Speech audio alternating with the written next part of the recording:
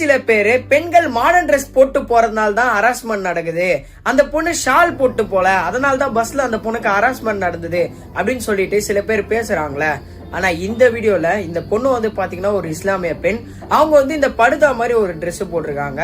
அவங்க வந்து ஒரு கேட்டாண்டா அப்படி நின்னுட்டு இருக்காங்க.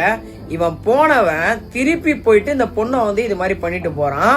இனிமேட்டு பெண்கள் போடுற ஆடைகளை குறை சொல்லாதீங்க. அதாவது நீ இந்த மாதிரி ட்ரெஸ் போட்டு போயிருந்தா இது மாதிரி ஹராஸ்மெண்ட் நடந்திருக்குமா, நீ இது மாதிரி ட்ரெஸ் போட்டதுனால தான் இது மாதிரி ஹராஸ்மெண்ட் நடந்தது அப்படின்னு சொல்லிட்டு அவங்கள வந்து பிளேம் பண்ணாதீங்க.